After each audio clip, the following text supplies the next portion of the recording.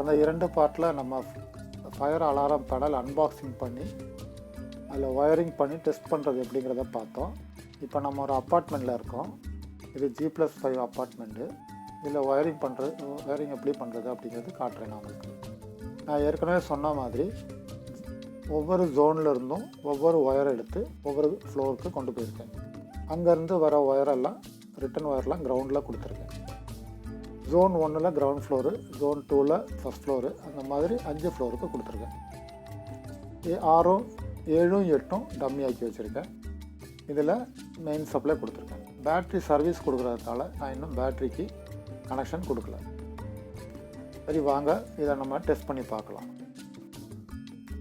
Main supply on பண்ணுறேன். Supply on ஆயிடுச்சு. இதில் டெஸ்ட் லேம்ப்னு சொல்லி ஒரு பட்டன் இருக்குது. அதை ப்ரெஸ் பண்ணோம்னா டிஸ்பிளேல இருக்க எல்லா லைட்டும் எரியும். அதனால் லைட்டெல்லாம் ஓகேவான்னு நம்ம செக் பண்ணி பார்த்துக்கலாம். பல்பெல்லாம் சரியாக இருக்குதான்னு செக் பண்ணி பார்த்துக்கலாம்.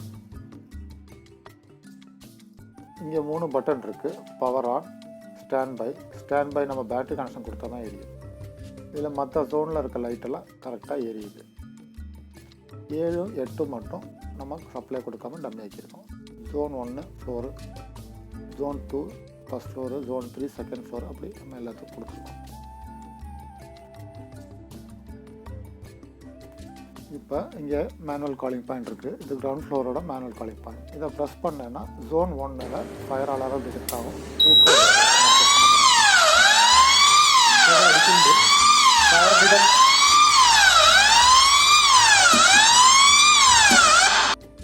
நான் சைலண்ட் பண்ணியிருக்கேன்.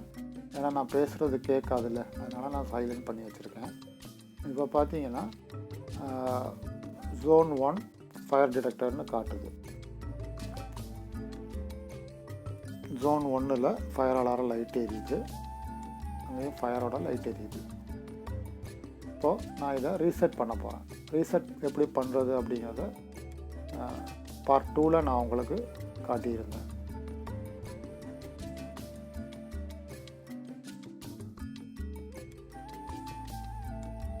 ரீசெட் பண்ணியாச்சு.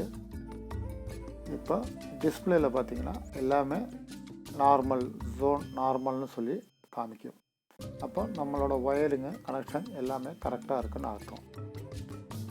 பிடிச்சிருந்தா லைக் பண்ணுங்கள், ஷேர் பண்ணுங்கள். ரொம்ப நன்றி.